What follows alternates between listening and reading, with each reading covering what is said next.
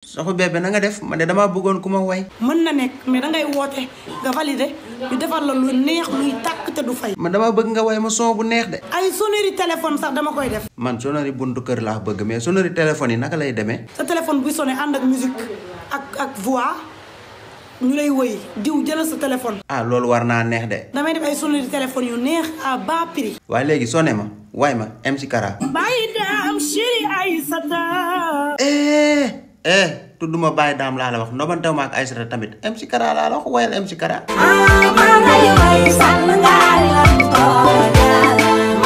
maa ngi xaar ba nga sàll ngaari ko fi MC Kara laa la wax waa léegi wayal ma Faty sama xarit bi wayal ma ko. Faty jëli musu Faty. lii dafa gaaw da nga koy way benn benn. Faty jëli musu Faty.